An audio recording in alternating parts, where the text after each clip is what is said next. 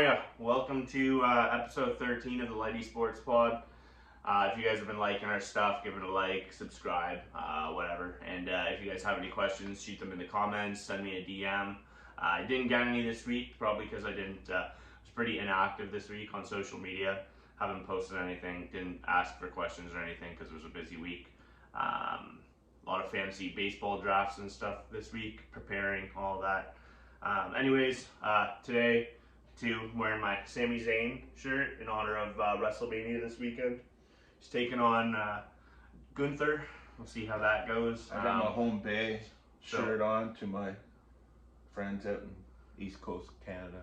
There you go. Dave Corinne, how are you?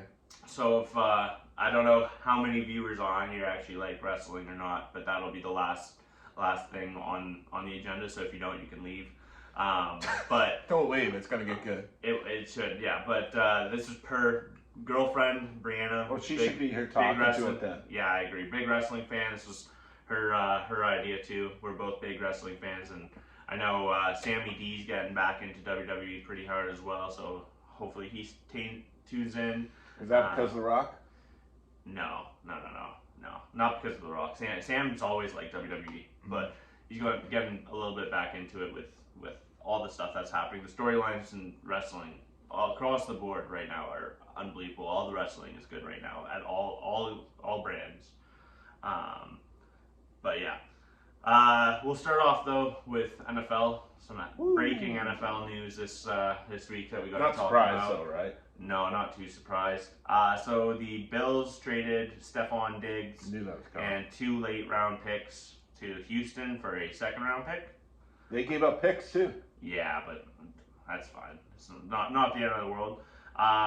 So the Texans obviously continuing to load up wide receiver talent with C.J. Stroud, Nico Collins, Tank Dell coming back off injury, Noah Brown's meh, but good depth to have as a fourth, fifth receiver there. Noah Brown too. That's 4 good wide receivers for CJ. 4. Yes, he's going to be airing it out. He's going to be spreading the ball around. 4 corners.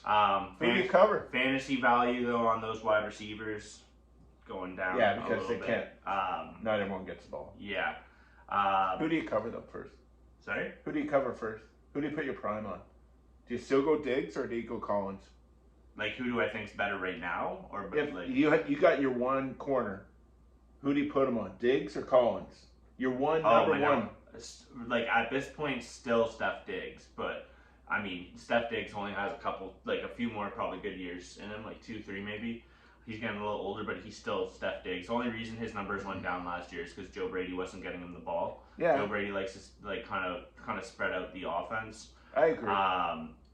So yeah, I like this from both team standpoints. Honestly, I like that fact that Houston is getting better. I like this for the Bills though as well because you get rid of a disgruntled wide receiver who took to Twitter the night before and basically said, "Hey, are you sure that Josh Allen would be as good as he is without me?" Wow. Yeah, and so I think he knew he was getting traded. I think he knew he was gone. So getting rid of maybe a bit of a head case. So he thinks he's better than football then, right? So he demanded a trade out of Minnesota too because his last season there he wasn't getting the ball enough. Like this seems to be a continued trend with him. Well, yeah. And who knows if he'll even work out with Houston. Just seeing that they have so many wide receivers, he may still not get the ball as much as he wants. But there was a little bit of a cap circumvention like thing throughout this deal as well. So right after the deal was made, they went ahead and gave Steph Diggs $3.5 million more this year. So they restructured, giving him $3.5 more this year, but it negated the rest of the years of his contract. So he is a free agent at the end of the year now, no matter what. So instead of having a 3-year contract, it's now just a 1.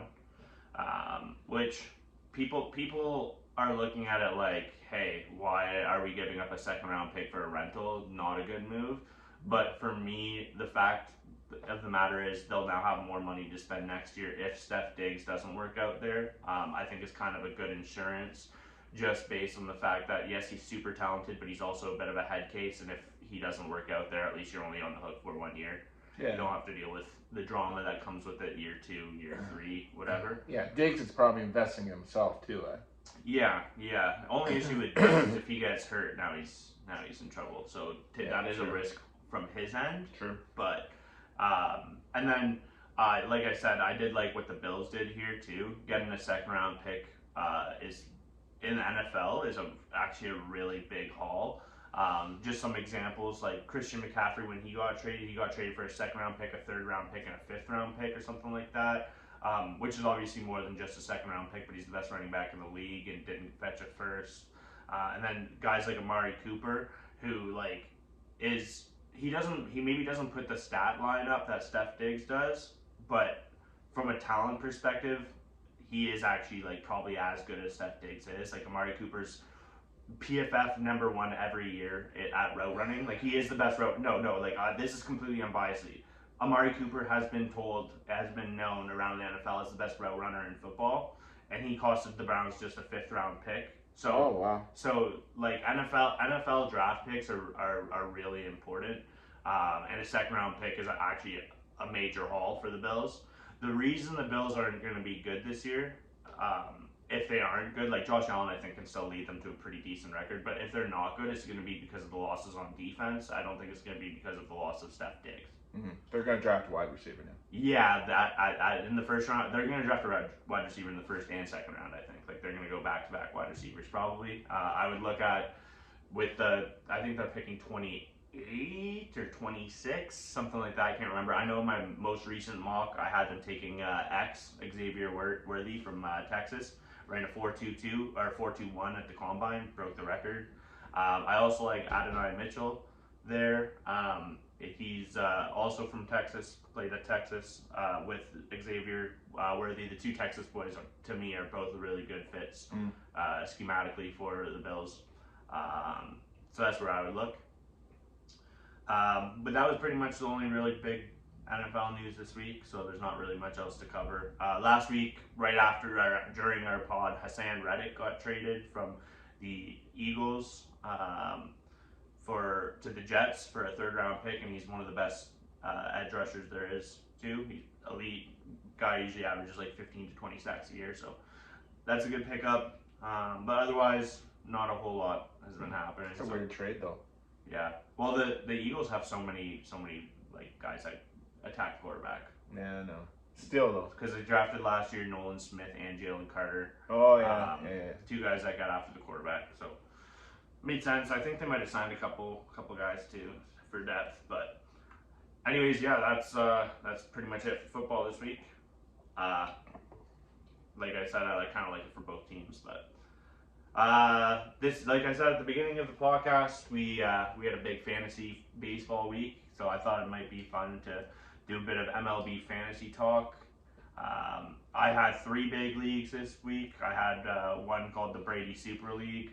It's on CBS. There's 22 teams. It's a keeper, and you get to keep 10 players, and then it's a live auction, so we auctioned off the players, and you get who you get. And then I was in an AL only league, so for those that don't follow baseball, there's an American League, which has 15 teams, and then there's a National League, which has 15 teams, kind of like in hockey with the Eastern Conference, Western Conference, same kind of thing. But I did an AL only league with 12 teams, and then an NL only league with 12 teams. So far, only the AL league so we did the draft last night, only the AL league has uploaded the rosters and stuff, and after 1 week, I am solidly in last by about 10 points. So we're not off to the greatest start, but you don't draft for the start of the season. It's 162 games, so I still have optimism. It's only been 6 games. Give it a month. It's only been 6 games. We got 162. If you're still there 1/3 of the way through the season. Yeah, I feel like I drafted a pretty decent team in that league, so I don't expect to be actually last, but the start of the season hasn't been good. Any surprises? So I'll go over my favorite buys, I guess, per week or per league for myself. So in the AL league, I really loved my pitching buys. It seems to be a common thread, by the way. I like all of my pitching buys in all 3 leagues. My hitters in all 3 leagues kind of suck, but my pitching is good. So if any of the boys are watching this, if you want to send me some trades, I will trade a pitcher for a hitter. Anyways, AL League, love my pitching buys. I somehow got Corbin Burns for $37. I priced him at like mid 40s, even though he gave up 9 hits against KC. Still went 5 innings, hasn't issued a walk yet on the year, has 14 strikeouts. His whip right now is under 1 even after giving up 9 hits. I looked at that today.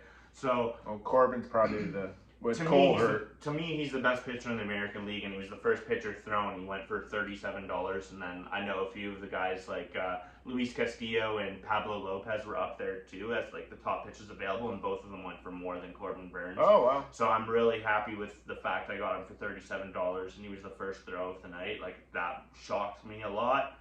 I was really happy. I bought Casey Mize for $10. Oh yeah, he's gonna be good. I think he's going to be really good. I'll probably be able to keep him next year for $10, I'd say. And then I drafted Yusei Kikuchi from the Blue Jays. Got him for $7, coming off a 3.5 ERA. I'm cool with that. I'm happy with that. Lots of strikeouts. I like those buys. For me, those were probably my 3 favorite buys, I'd say, in that league. And what about your hitters? I don't want to talk about my hitters. That bad? I spent $10 on Alejandro Kirk to make my girlfriend happy. Oh my god! Because he's her favorite player. And, all right, so the rest of my lineup's not terrific. What was your strategy going in for your hitting though? And you obviously didn't follow it if you don't like your hitters.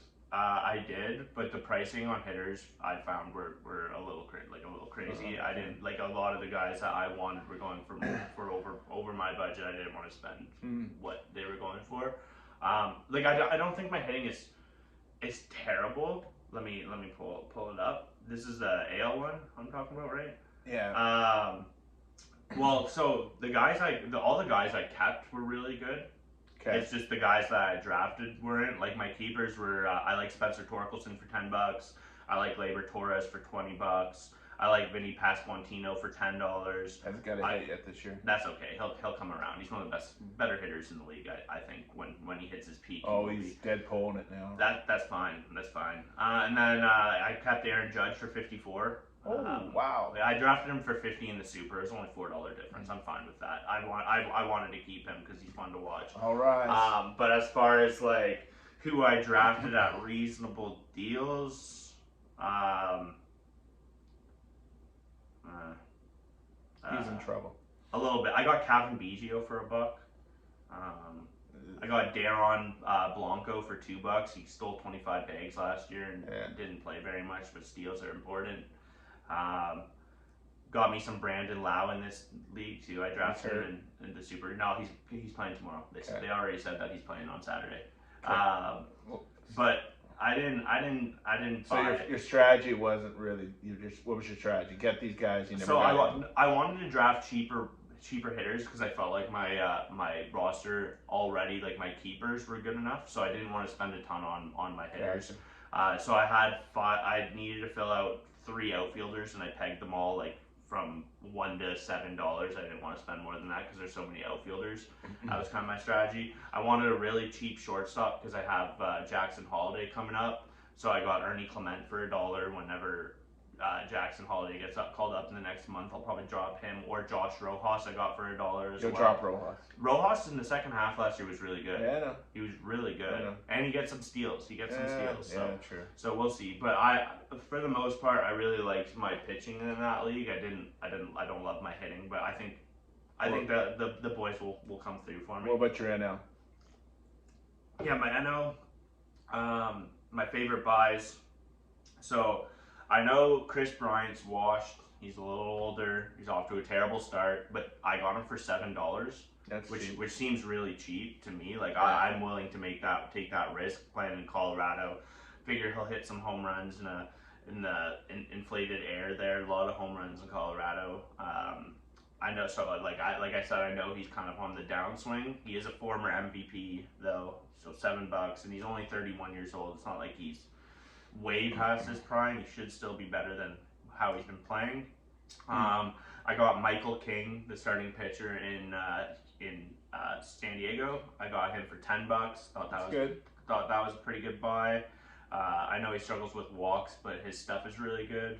And then I bought Devin Williams for only $12. Keep in mind, this is a keeper league. He's hurt for the first half of the year with his back injury, but when he comes back, he's the closer. He's the best closer in baseball. I'll keep him next year, probably no matter what, unless obviously he doesn't come back to form post injury. But I don't think that's going to be the case. Apparently, he pitched last year all year through back injuries, and it kept bothering him. It flared, like he noticed it came back again in spring training, and he got looked at, and they told him probably should have got surgery last year, and he still pitched to a sub-2 ERA. So I'm taking my chance there. So I like that buy. But yeah, it's a good year for him to have surgery then if he's going to do it, because Milwaukee's not going to be good. Actually, they beat the Yankees or the Mets. Yeah, like that tells you how bad the Mets are. Aren't the Brewers off to a perfect start? Or weren't they 5-0 to start the year? Well, that's because they're playing the Mets. Yeah, I know. But still, like, come on. Even now they're playing. Who are they playing now? Are they playing the Twins? Even now they're not. Or maybe it's Cleveland. I don't know. And then I should note too, I got 2 Colorado hitters, which I'm really happy about, because it's a hitter's park, hitter, like a lot of hits there, a lot of home runs there. So I drafted Ryan McMahon too. I got him for $23. Wow. I think he went for over 30 the night before. Al Holmes took him in the Super. I think he went for quite a bit more. So so I'm very happy about that team. I told myself going in that I was gonna spend like a madman on pitching, and my first 2 buys were Yoshinobu Yamamoto for 40 and then Tyler Glasnow for 32. So I stuck to my plan in that one for sure. Got spent big on pitching. Don't have any closers though, so it's a bit of an issue. Well, other than Williams, but I'm not going to get any saves for the first half of the year. There is no closers in that league to bid on. Like every closer seemed to be picked, and Abner Uribe went for way too much. So that's how my AL and my NL ones went. So I think they went pretty well. I'm pretty happy with them. And then we're in one league together now. It's a big 22-team keeper league called the Brady Super League. How do you do? So this is my first year coming back to it. I took a hiatus of 6 years, 7 years, something like that. He asked me to go back in it, and so I went back in it. Everything's kind of the same in that league. Like we throw players out early, and to be honest with you, if you don't get those players coming out early and they're high priced, you have to pay that extra $1 or $2 to make sure you get the players that you want in that league. Because when you get down to the lower level, there's always people with money still, especially with 22 teams. That's a lot of teams. Like I do a lot of NFBC, and it's 15 teams, so, but I went in with the strategy. I was taking Trey Turner regardless. He's a home run speed guy, best hitter in baseball all in the second half of all last year. So regardless, I was going to pay big on him. I was a little disappointed in my pitching that I took. They're all injured, but I mean it is a keeper league, so it makes sense. And this is my first year in it, so for me to win this year is the odds aren't good, and the reason why is because you don't go in and you get to keep your keepers from the last 2 or 3 years, or your minor league picks from the last 2 or 3 years. So it's already against me. So if I actually cash in this pool this year, it's all based on my drafting ability. All right, I'm putting that on the record. You were donated players before, and you kept some of them. You had and keepers. I'm putting that on record right now. No. So. You had keepers, team players donated. You keep. So I went in, and a couple of years ago, somebody else won this league in their very first year because they were donated good keepers. Yeah. This happens. Yeah. Okay. But there was 2 teams and not 1 team. There was 2 teams in that year. Right? In your year there was, not in theirs. I was happy to get Sonny Gray. He's pitching next week, and I got him at a major discount. He went for $10 less in the NL League. Oh, did he? Like literally, yeah. Like he went a lot cheaper in the NL League. You overspent on him. I wanted Nola, but he was like 38. It was like it was way overpriced. I went in saying Nola. I wanted Sale, and I wanted to make sure I got 2 good closers, and I got my 2 good closers, which is good. I ended up drafting Jacob deGrom for a real discount. I think it was like $10, which is good. He went for about the same in the NL League. Did he? Okay. Yeah. I I kept Walker Bueller, who was the throwback. I think his price is probably around $10-15 also. So I'm not too worried about my pitching. My hitting's actually, I Trey Turner's good. My middles are good. Bogarts. I can't believe I have Javier Baez on my team, and I'm waiting for you Worst to trash player in me. baseball. You literally said he's the worst player in baseball like 2 weeks ago. I said that was the worst contract in baseball. No, you said he's the worst player in baseball. Okay. So I ended up getting him for like $2 because I had no other choice. It was my last player taken. Should have taken Ernie Clement. I actually wanted her in the commit, but Yeah, I did. I think it was. I only had $2 left to spend. I knew he was going to go for more than two. He went for $1. I know because you got him. I'm well aware, and I was gone by then. But no, like I'm 1 week into the season. I'm 12th right now. I am third last. And I'm but that's 12th. Going to change. That's going to change. My I'm team's 10th nice. or 12th, right? My team in this league is nice. My hitting is a bit of a. Am I 10th or 12th? I know I'm up there. I don't know. I saw that you lost like 10 points yesterday, though. How could I? Slid. I don't know. You slid. Lugo pitched a gem for me yesterday. You slid, man. I looked yesterday. Okay. I haven't looked today, so. For me, my favorite buy was Mason Miller for the Oakland Athletics. He'll be a closer this year. Yeah, he went for $15. He'll be the closer. He probably won't get that many saves because Oakland's so bad. But I'll be able to keep him next year, and he throws over 100 miles per hour, and he went for $20 in the AL League. Like, he went for more in the AL League than the Super League.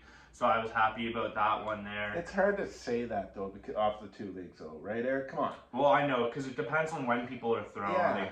I know, but it still feels good to get him for $5 cheaper in one league and be able to allocate it versus the other league. You know what I mean? Like, it still does make a difference. It's still worth noting.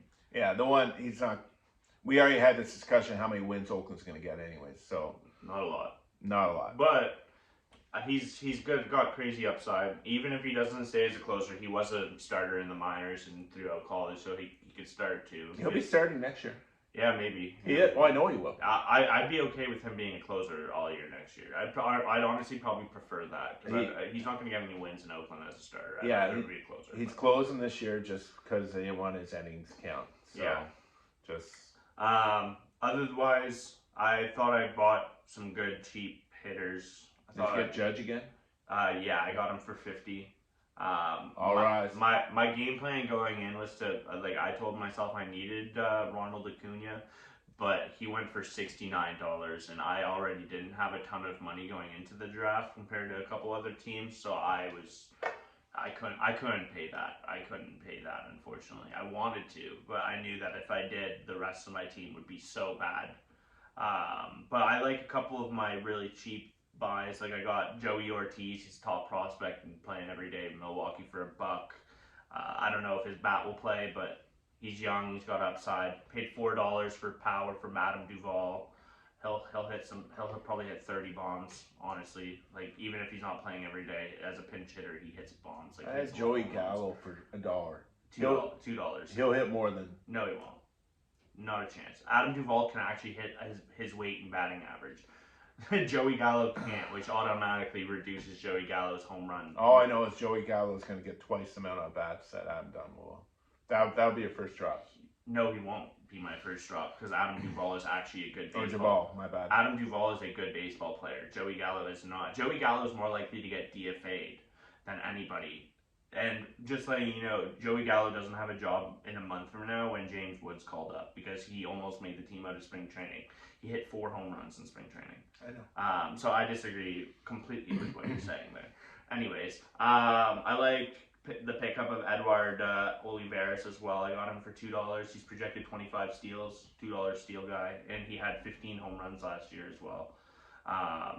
So I got like a few cheap guys that I really liked. Yennier Cano I got for $1, pitcher in Baltimore. Really liked that one. I kept him for $7 in the AL League, so I got him for $6 cheaper in that one. Overall, yeah, I liked all three of my teams, but I mean, everybody says that every year, and then something happens, and it's not good anymore. Especially in the Brady Super League, like 22 teams, if you even get one injury to like one of your better players, there's nobody good on waivers, so you're done. You're done. Like if let's say my Aaron Judge breaks his toe again and he's out for 2 to 3 months or whatever, like my season's probably over. I did a NFBC main event 2 weeks ago, and I came out of that thinking, okay, and seriously, I think I texted you, this is probably the best team I've ever drafted, and I still believe that. And I think I'm in 12th place right now. Yeah. But it's, you always come out thinking, oh, you got a good team, but this one here, like, I know for a fact. I know I've come out of, I did an auction one, and I came out, and I knew right away I had an awful team, right? It's like what the heck did you do there? Yeah, I've so I know when I've done bad drafts, like, I fully admit my drafts are bad. Like last year, my NL league, after I left that draft, I literally said to myself, this is the worst team I've ever drafted in my life. And I finished, I think, second last in that one out of 12. I think I finished like 11th. Yeah. So, like, I'm brutally honest when I think I've drafted a terrible team. And I gotta say, I'm pretty happy with the 3 teams that I've drafted. Like, I'm not disappointed. Okay, the Super One, I'm in with you. It's my first time back in, and I don't know. I have the best pitching in that league. Yeah. Oh, like, by far. Peace. Totally agree. But I came out of that thinking, if I can cash, cool. If I can't cash, then whatever. I won't be a dead last team. I would never be a dead last team. In the Brady Super, I've had very good success the last 3 years. I haven't won it, but I've cashed twice. Yeah. Last year I finished 5th out of 20. We had 2 less guys last year, so 5th out of 20. The year before that, I finished 8th out of 20. Not great. But the year before that, so 3 years ago, I finished 2nd out of 20, which I was really happy about. It's very hard to win this league. Like, the Super League is very, very difficult to win with the amount of teams, and honestly, like, and honestly, most of the dudes, I'll give almost everybody in the league credit. Like, these guys know what they're doing. Like, it's a pretty competitive league, so yeah, there's usually a lot of change ups in the standings year to year. There's a couple guys. There's 2 or 3 guys that are, like, always near the top, though, I find. I don't want to name drop. I don't want to name drop them because I don't want the other boys getting jealous or whatever of me noticing that. But I think the 3 fellas I'm talking about probably know who they are. Just stay on the waiver wire. Yeah, honestly, like, it's so hard. It's so hard. But 22 teams too. It's hard because there's nobody good on waivers. Like, if you go in there right now and see who's available, like, it makes me want to puke. It's so bad. Like, no talent whatsoever. Let's get on to WrestleMania. Anyways, okay, yeah, let's get after. So WrestleMania this weekend from Philadelphia. It's WrestleMania, what, 30, 40? 30, 40? It's a round number. I know that. I think it's 40. Yeah, I think it's 42. I think last year was 39. Yeah, this is 40. 40. I don't know. Whatever XL is. XL is probably 40. Yeah. Okay, cool. So yeah, this weekend, big wrestling weekend. It starts actually Saturday at noon. Actually, aren't they doing SmackDown tonight there? Well, SmackDown is tonight in Philadelphia, but it's not at the WrestleMania stage or anything. Oh, okay. Obviously, gotcha. It's going to be at probably where the Flyers play. Oh, okay. I'm assuming. Coliseum. Yeah. But the actual WrestleMania card technically starts at noon. So the NXT WrestleMania is called Stand and Deliver.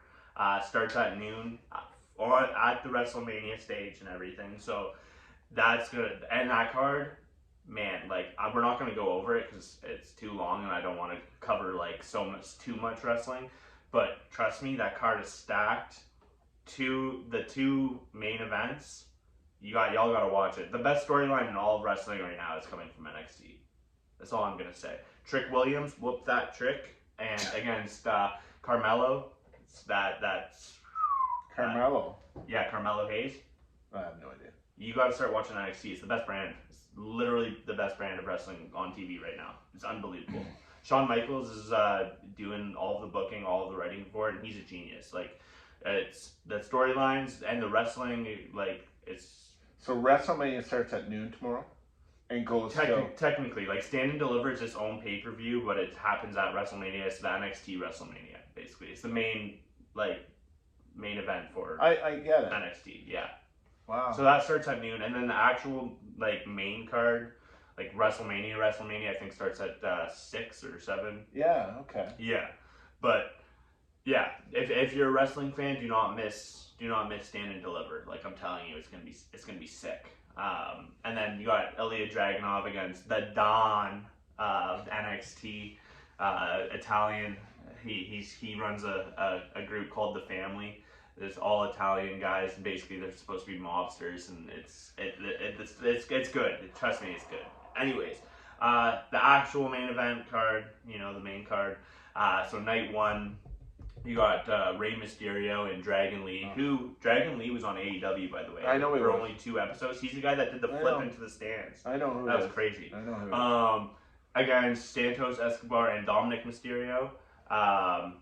I got Santos and Dominic wearing just because Dominic right now has so much heat, and he's actually rising. He's the workhorse of the WWE. They're pushing him really hard. They're pushing Santos Escobar awful. really. No, he's not. He's awful because you don't watch wrestling as much as you should. I watch wrestling Monday, Tuesday, Wednesday, and Friday nights. Okay? Trust me when I say this, Dominic Mysterio is a great worker. He's actually really good in the ring. He was Raw when he first came to the WWE a few years ago. He was Raw. It wasn't great. He's developed really well, gets the most heat out of anybody in the WWE, which is what you want, like as a wrestler. So, if you're a bad guy, you want to hear the boos. He does his job really well. I'm sick of seeing Mysterio fight Mysterio. They haven't in a while, though. They did last year. Yeah, last year. This is a completely separate storyline. This isn't about Mysterio. This is about Santos Escobar. He's the main character in this feud. Santos Escobar and Rey Mysterio are the guys that are feuding. Dominic got his nose involved. Rey Mysterio's in the Hall of Fame, and he's still wrestling. So is a lot of guys. Rey Mysterio needs to hit the gym, by the way. Edge was in the Hall of Fame. He came back and wrestled. All right. John. I'm going with the old guy, Rey Mysterio and Dragon, and this will be Rey Mysterio's last match.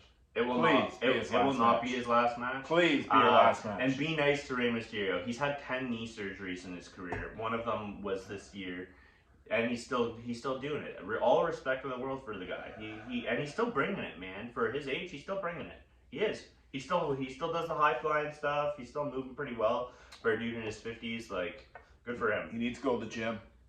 He's always needed to go to the gym. He's looked the same as he always has since like the 90s or the 2000s. Do a sit up. That's not nice. Oh, come on. That's not nice. Anyways, okay, we're gonna move on. Women's match. We got 3-on-3. This is gonna be a good one too. I really like Damage Control. I like Kairi Sane. I like Asuka. They're both really good in the ring. And I really like Dakota Kai. She's amazing on the mic. Yeah, she's very good in the ring too, and a really good bad guy. She's known for the three of them are good. She's really known for turning on people ever since she's come to the WWE and NXT. She had the biggest NXT turn ever against Raquel Rodriguez. Bunch of stuff. Anyways, but they're taking on Bianca Belair, Naomi, and Jade Cargill. And Jade Cargill is the hottest superstar in wrestling right now, with the hottest free agent. They're gonna win.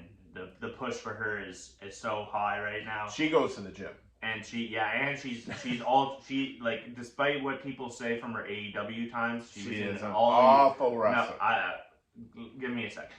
When she was in All Elite Wrestling, she won like 60 straight matches, but the matches weren't good. They were against weak competition. They were against weak people, whatever. It was jobber matches.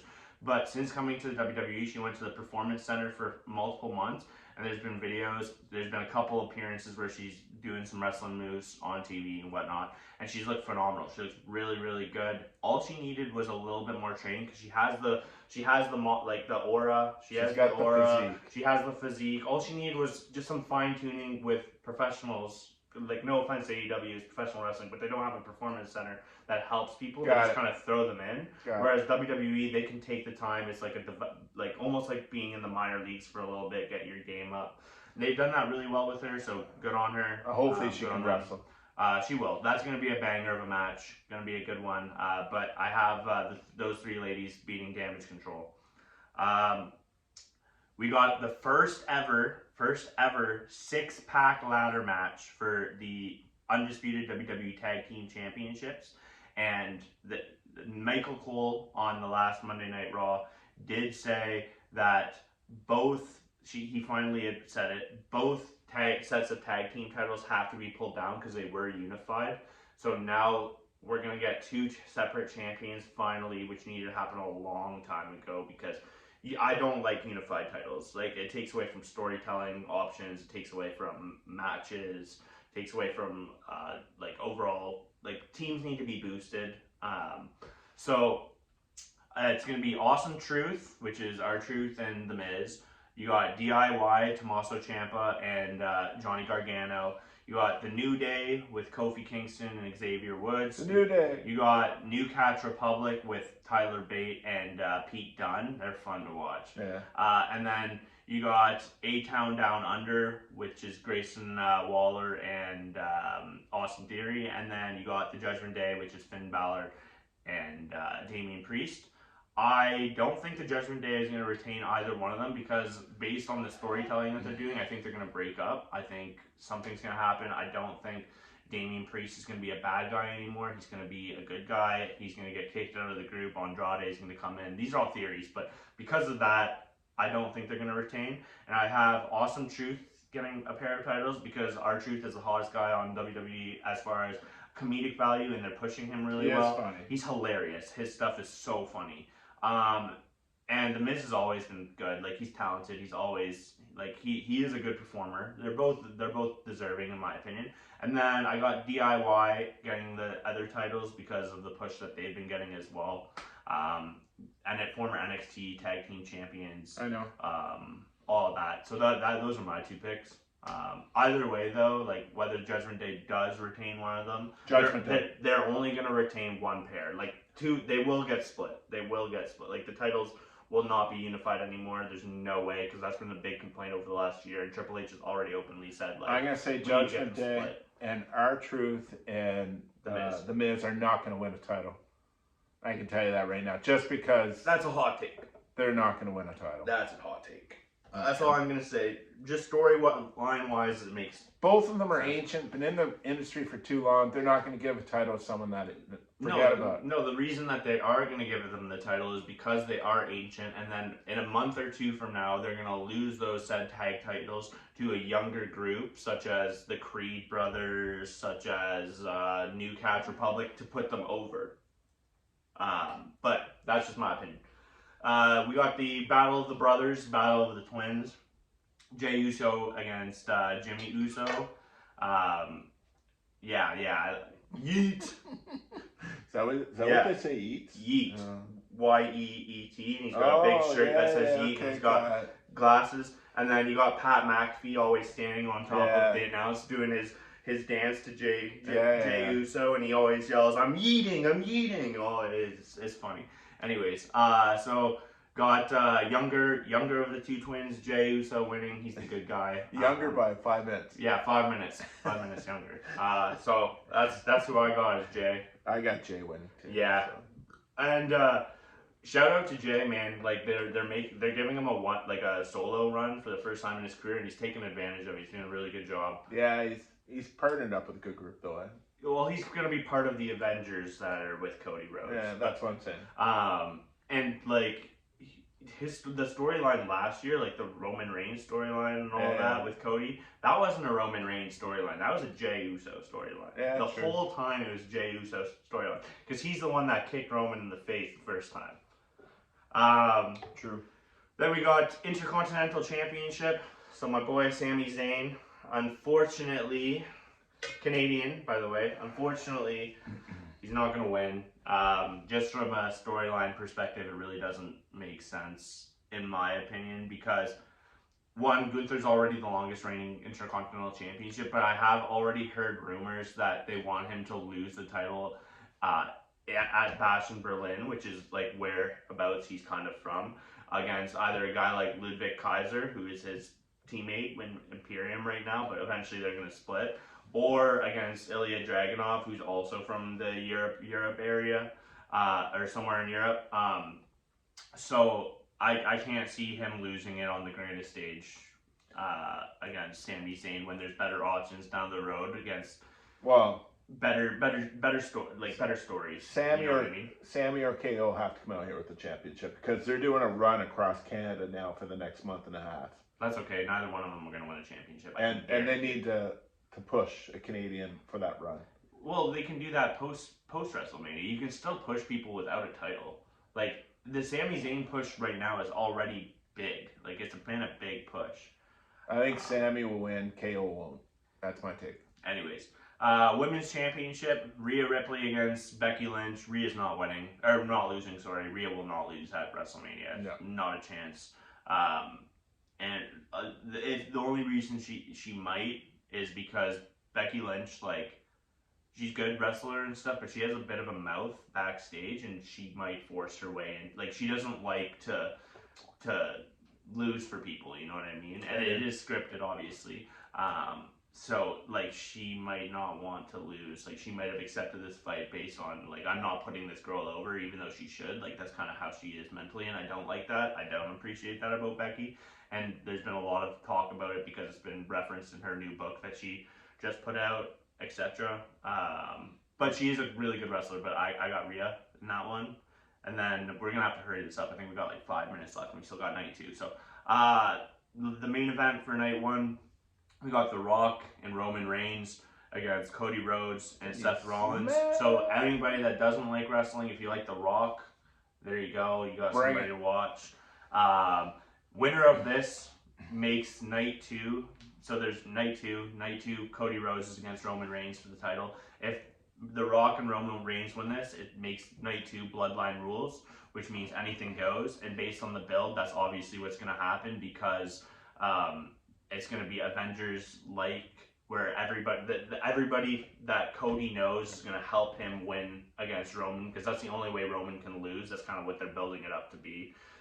He's going to need a family to do so. There's going to be a bunch of guys involved, so stay tuned, check that out. So is The Rock just coming in here and then leaving again? Because he's actually I've watched the last month ever since The Rock came back. I love The Rock. He'll be back next year for another WrestleMania run, but he won't be like full time like after WrestleMania be around. No, okay. But the boss, right? But the boss. This is my theory. The Rock is going to cost Roman Reigns night 2 because, and it's not because he cares about Cody, which is obvious. No. Like, it's not a Cody thing. He just beat him up. Yeah. It's because he is the final boss. He is he wants to be the tribal chief. He wants to be the head. He is. So The Rock's going to do this because it's The Rock.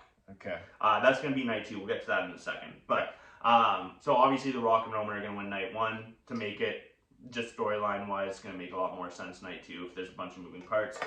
So night 2, first fight of the night. We don't have to go into detail about most of these, but Bobby Lashley and the Street Profits against the Final Testament. Final Testament is going to win. Agreed. I love Karrion Kross and AOP, and I think that they're underused.